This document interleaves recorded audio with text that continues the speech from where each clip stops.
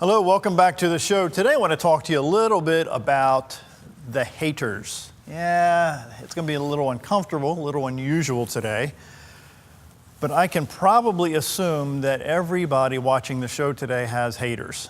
Maybe those haters come from way, way back in school days. Maybe those haters are in your neighborhood.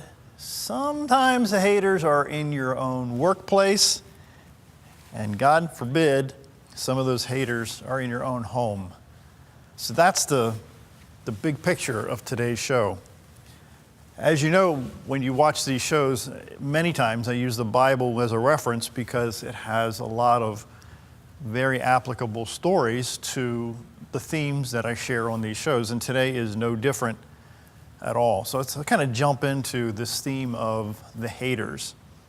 Now, there seems to be a distinction between jealousy and envy. And envy is to want something that belongs to another person. And I'm sure that you have known people over your lifetime who have wanted maybe some things that you have, and potentially you have wanted what other people have. I know I've done that. I had a friend who bought a car, and I wanted that car so bad that I went out, and while my wife was at work, which that's a no-no, you don't want to do that, guys.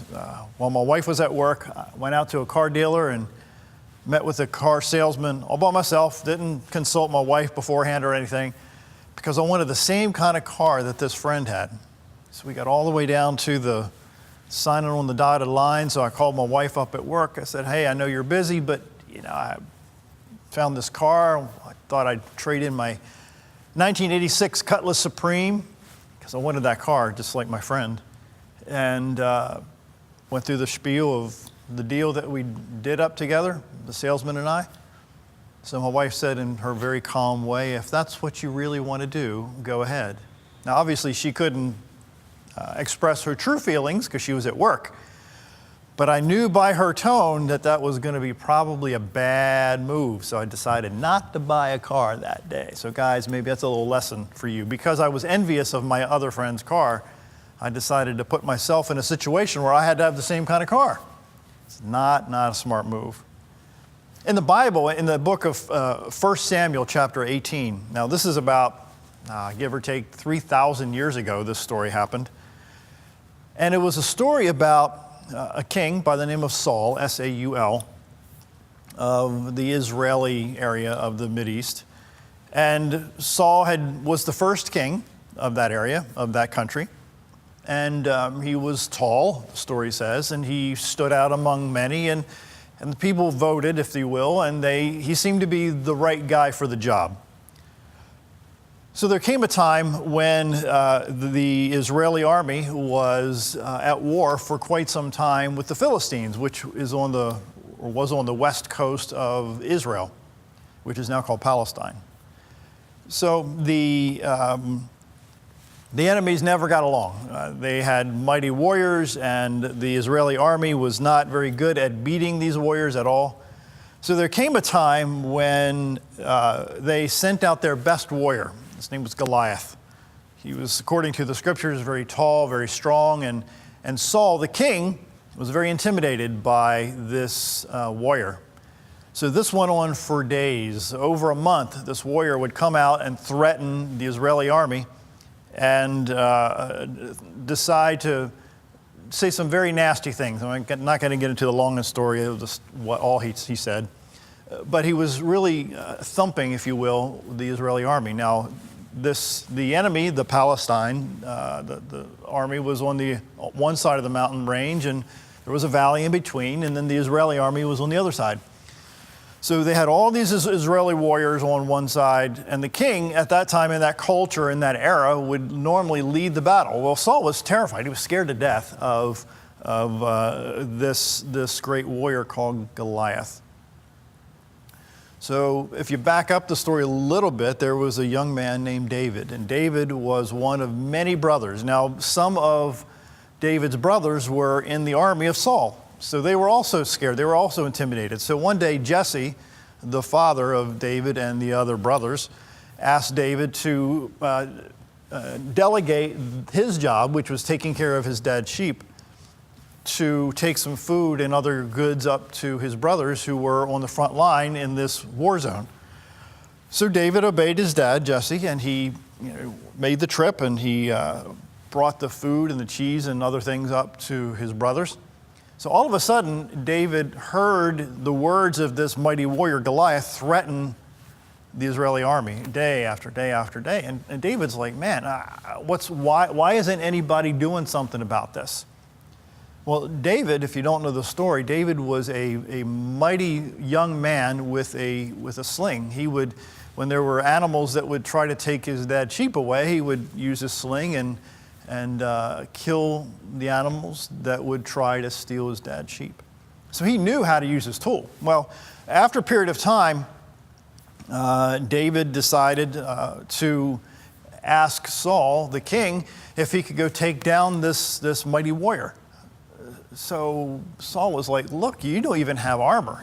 So what Saul tried to do is he put his armor, now mind you, Saul was very tall, over 6 foot, I believe. David was rather short, and his armor was way too big to wear. So there came a time when, moments later, David's like, I can't even move in this stuff. Let me just do what I'm really good at. So over a period of time, David went out to meet Goliath. He beat him, and the scriptures really talk about that in detail, how that happened. That's not the big picture of the story here today. Again, we're talking about the haters, so I'll get to that in a second.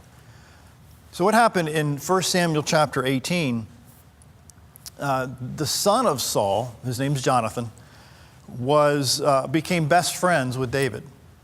And Saul wasn't too happy about that. Let me kind of explain the hierarchy of that culture. In that time frame, the king, Saul, and his son, in this case Jonathan would be next in line to be the king. So there came a time, not long after this incident with this warrior, that in chapter 18, in verse 4, it says that Jonathan, the son of Saul, stripped himself of the robe that was on him and gave it to David with his armor, including his sword and his bow and his belt. Now think about this a minute. Jonathan could have been very threatened by David as a result of his mighty act, his mighty deed in front of the entire Israeli army. Think about this a second again. Saul's job, one of Saul's job, the king's job, was to lead his men in war.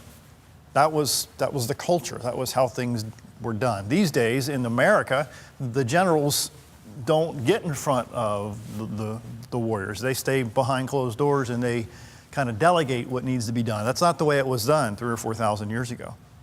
So again, verse 4, Jonathan stripped himself of the robe that was on him and gave it to David, and with his armor, including his sword and his bow and his belt.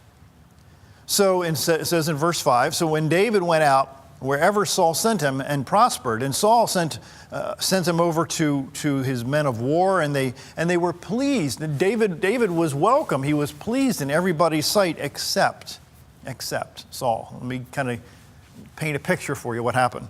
In verse 6 of 1 Samuel 18. So it says, it happened as they were coming, when David returned from killing Goliath, the Philistine, the story that I mentioned a few minutes ago, that the women came out of all of the cities and towns, singing and dancing to meet King Saul. They were very happy to meet King Saul. They had tambourines and they were playing musical instruments. But the women started to sing this song that really ticked off Saul. The song goes like this. Saul had slain his thousands, but David his tens of thousands. Now, let me just pause a minute here, that there are those who are going to be jealous and envious and become haters of you because of your dedication. In fact, there's going to be people that laugh at you as a result of your dedication and the results of your dedication. There's going to be some people who will try to tear you down because you choose to pay the price and they refuse to pay the price.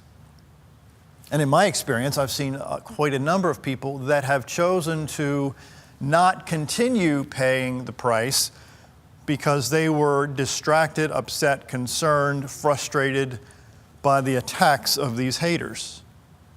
So the story continues in 1 Samuel chapter 18.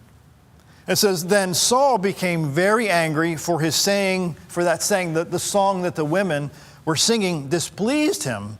And he was saying, in my loose paraphrase, that how dare they say that, I've killed my thousands in wartime and killing the enemies and all that. That went with war in that culture.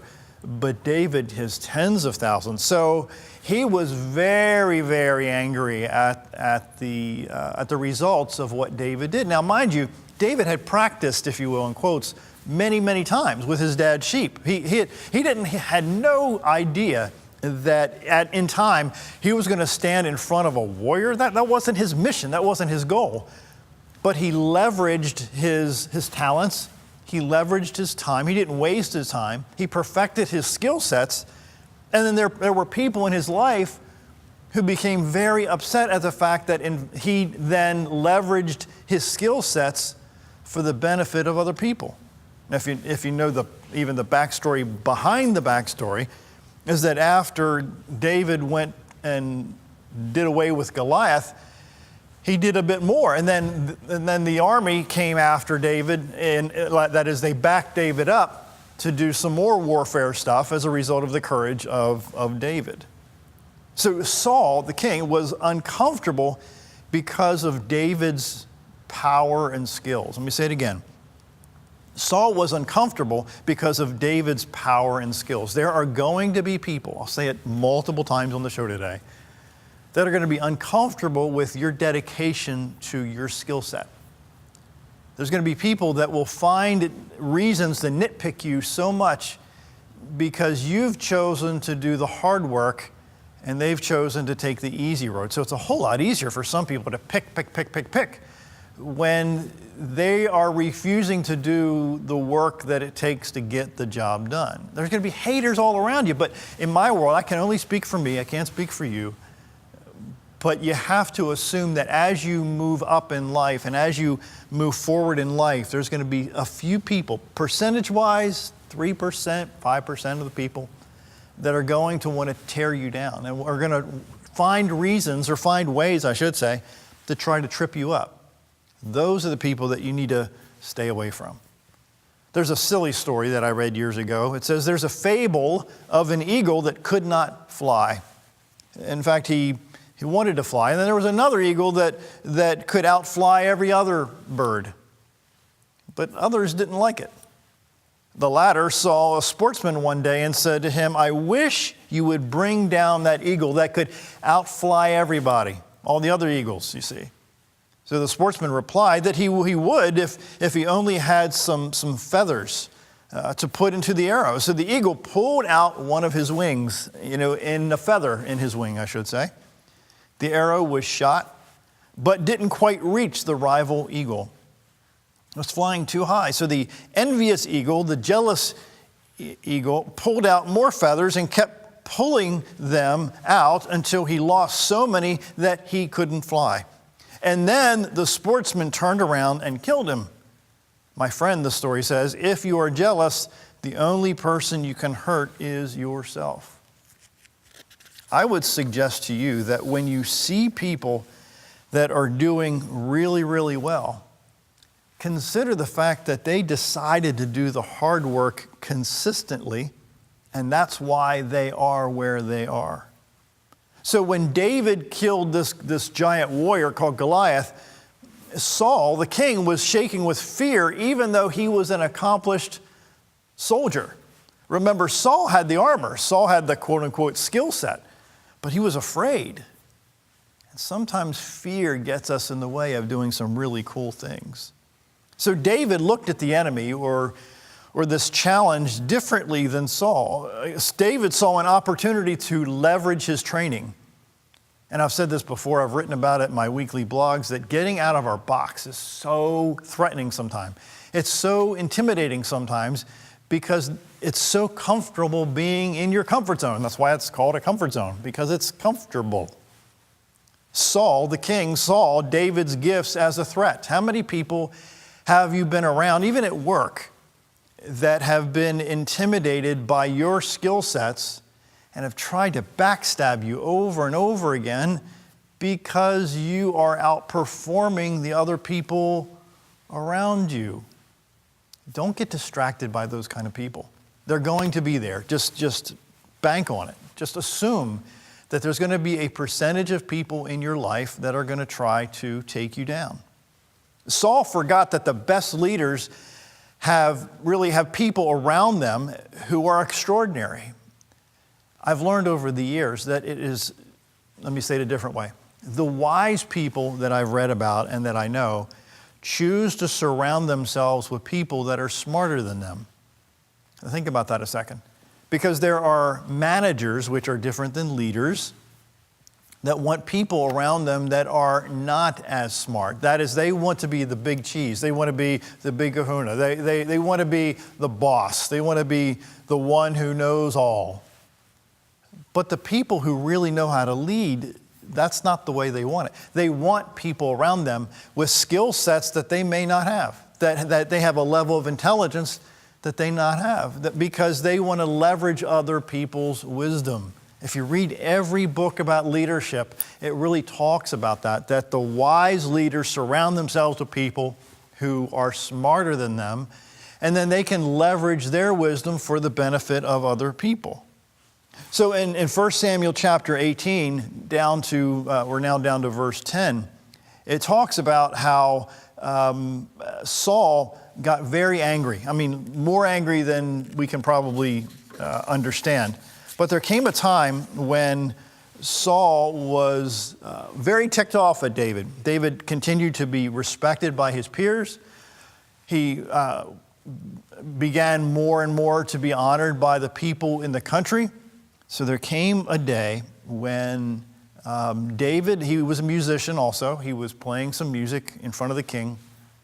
And the king took like a harpoon, this is probably not, like a javelin, and threw it to kill David. He was just that angry at David that David was upstaging the king. Now, if Saul was a wise king, he would want David to train other people to be like David, so that Saul could again be surrounded by some very talented people. Saul didn't understand what leadership really was at the time. So as the story continues, Saul became even more angry with his own son Jonathan, because he tried to get through to Jonathan that if David lives, there's a very good chance that you won't get the throne. You won't be king when I, Saul, pass away. That didn't matter to Jonathan at all. Titles didn't matter to the king's son, or the Prince Jonathan, let's call him, right? It didn't matter to him at all. He just knew that he was a friend of David and wasn't threatened by David's skill sets. So the people around you that have certain skill sets that you don't have, I'm going to ask you not to hate them. I'm going to ask you to learn from them. I'm going to ask you to invest time with them. Because when you have a student's heart, when you have a mind that wants to learn, people like that want to invest time into you. People like that want to groom you and want to train you to be better than you are. So being hated by other people that see you do this comes with the territory. I have to tell you flat out that it's taken me a long time to get that through my thick head. Because my temperament is I want to get along with everybody. I want everybody to like me. I want everybody to really understand that I'm here for them. I'm here to benefit them, not me, because I could care less what title I have. If I even have a title, it doesn't matter. But there's a minority of people. There's a finite number of people, 3 to 5% at least in my world, that want to drag you down. That comes with the territory. You cannot allow the haters, you cannot allow the people that don't understand what your passion and your mission really is to get you off your game plan in order to make a difference in other people's lives. So there came a time when David was becoming more and more popular. So Saul got this idea in the next chapter of this book to place David in a situation in war that would put David on the front line where it was a guarantee that he was going to get killed. So maybe Saul didn't have the ability to kill David, but he was going to place him in a position that he was going to get killed by the enemy. In this case, it was still the Philistine army. And there are going to be people in your world, and there have been people in my world, and probably will be people in my world, that will try to place you in a position to trip you up. They'll place circumstances and situations and people and documentation and emails and conversations around you that if you're not wise, you don't see it coming. And then if you're wise, if you see what they're trying to do, you can sidestep it just a little bit. And this is really what David was able to do. He was able to again and again sidestep the attacks of King Saul. There came a time later in the story that David then had to go on the run because Saul and his army and some of his top people were trying to take David out. So he decided to just run and hide. So he and several of David's closest friends, he went and hid. And there came a day when they were in this cave and Saul was very close by. He was really close. So Saul had come into the cave, and David and his men were in the back of the cave being really quiet because they didn't want to give themselves away. So we see that Saul came in to do some business, and David could have killed Saul. Very easily he could have killed Saul and would have been free of these attacks. But David respected the king, even though the king was trying to kill him. And he decided to not do away with King Saul. And there comes a time, and I have to tell you, I'm no expert in this next piece, but there comes a time when you want to take out, in quotes of course, the people that keep attacking you. Yeah. The temptation is to do what you need to do, and again, I'm guilty as charged in thinking these thoughts, that you want to pay back. The old scriptures say that sometimes it's tempting to pay back evil for evil. Yeah, it's not easy not to do that sometimes. But Jonathan, the king's son, Prince Jonathan, was not tied to his title. So we see time after time that the true leaders, the true, I'll call them heroes, that are not stuck on their title, are not worried about who wins, because if one person wins, then the whole team wins. Again, we see David's life, except for a few hiccups, a few mistakes that we've all made before in some form, that David consistently did the right thing most of the time. Now you're going to see in your own life, at least I've seen it in my life, that the haters that are going to be around you are people that at least half the time are hurting. John Maxwell taught me in a book years ago that hurting people hurt people. Again, hurting people hurt people. So if you look at the people that are trying to take you down, if you look at the people that are trying to trip you up, generally speaking, they are people who are struggling in their own way, and you know it because you've seen it just like I've seen it, that those people who attack other people, generally speaking, have been attacked in the past, or they've been hurt so much that the only way they know how to respond is through being nasty, and I'm trying to be polite in my terminology. Because hurting people, generally speaking, hurt people. So in the book of James, in the New Testament of the Bible, in chapter 3, it says that at least a paraphrase of it, says, do you want to be counted wise and do you want to build a reputation for wisdom? And here's what this paraphrase says. It says that you need to live well, live wisely, it says, live humbly. It's the way you live, listen, not the way you talk, that counts. It says mean-spirited ambition isn't wisdom. It says boasting that you're wise isn't wisdom. Twisting the truth, listen, twisting the truth to make yourself sound wise isn't wisdom. It's the furthest thing from wisdom. This paraphrase says that it's like animal cunning. So whenever you're trying to look better than others or get the better of others, things fall apart and everyone ends up at each other's throats. So I think there's a right way and there's a wrong way to deal with the haters in your life. And I'll tell you, it's not easy. As we wind up today, Lisa Holmes writes that people who are not distracted by the haters, they have a high self-worth. They celebrate others' successes. They take stock of other people's blessings. They're not intimidated by other people's blessings. They actually enjoy it. They don't seek the approval of other people, and they don't focus on labels. They don't compare themselves to others. Should you strive to be like successful people? Of course. Should you maybe mirror some of the habits that other people have that have enabled them to achieve certain things? Absolutely. But when that turns into hatred and envy for the sake of tearing other people down, instead of seeking the wisdom of other people who have been there and done that and have excelled, that's where we mess up. So I hope today the show shared a little bit of ideas of that there's going to be haters around you, and you can choose to be a hater or you can choose not to be a hater. My name's John Carver, and I really appreciate you watching today.